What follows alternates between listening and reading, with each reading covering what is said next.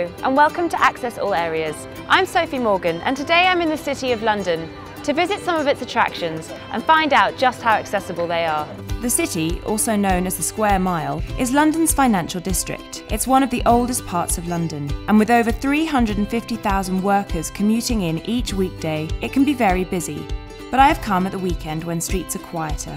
To get the most out of your visit here, make sure you visit the City Information Centre, right next to St Paul's Cathedral. The building has been designed to exceed accessibility requirements, and staff are on hand with all the latest visitor and accessibility information.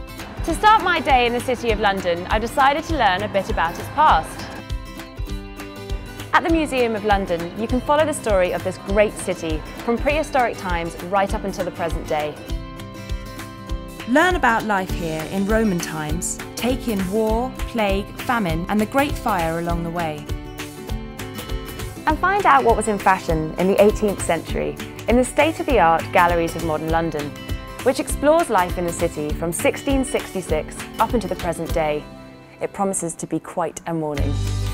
The museum hosts a range of temporary exhibitions, such as 2014's Sherlock Holmes, that are always well worth a visit. So what about accessibility? For those with mobility issues, the museum has full access to all public areas.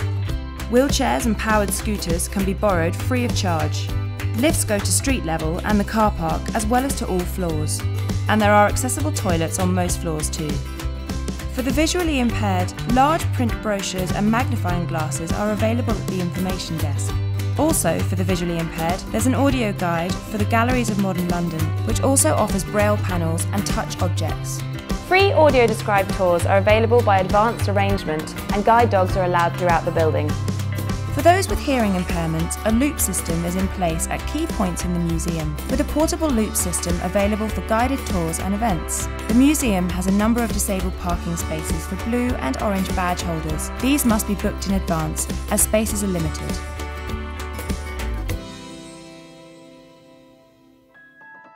Now to a building which has been at the centre of the City of London all the way back to the 12th century, Guildhall. The Lord Mayor of London has held court here for 600 years and still does. It's also home to the City of London Corporation.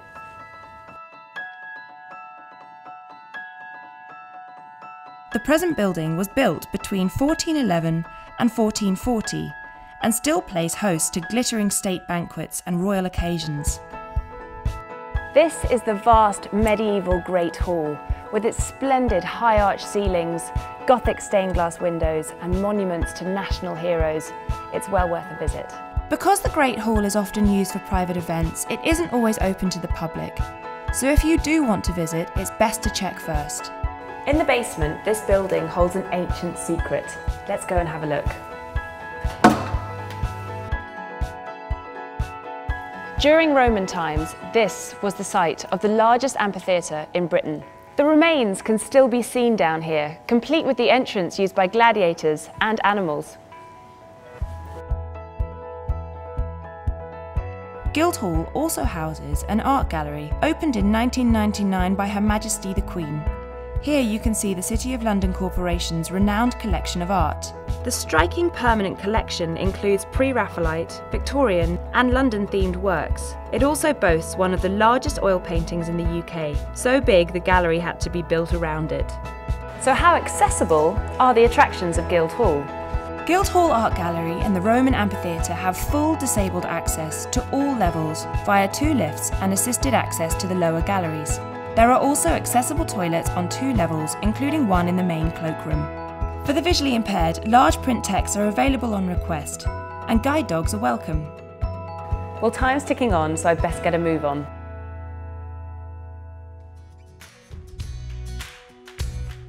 Tower Bridge combined architecture with state-of-the-art engineering when it was built in 1884.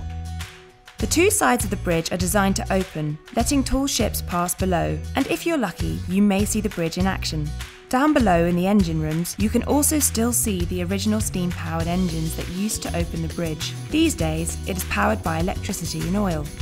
There is an accessible route down here that allows wheelchair users to avoid the 2 flights of stairs. You can take the lift to the high-level platforms where you will find an exhibition all about the history of the bridge. The best part of a visit here are the fantastic views. You can see so many of London's famous landmarks, including the Tower of London and St Paul's Cathedral. So what about accessibility at Tower Bridge?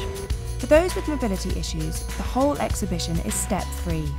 All levels are served by lifts. There are also 2 adapted toilets, one in the engine room and one on level 2 of the South Tower. And staff at Tower Bridge have been trained in disability awareness and are on hand to assist you. For the visually impaired, the lifts have audible announcements. Guide dogs are welcome. And visitors are free to touch the walls, parts of the engine, rivets and tools. There are also large tactile pictures of famous buildings in London, which visitors can touch. A rolling video on level 4 explains the construction of the bridge, with subtitles available in English, as well as French, Italian, Dutch, Japanese and German. An induction loop is also installed in most of the main visitor areas. So that brings my day out in the City of London to a close. As you can see, there are plenty of accessible attractions, so the next time you're in town, why not give them a visit? See you next time on Access All Areas.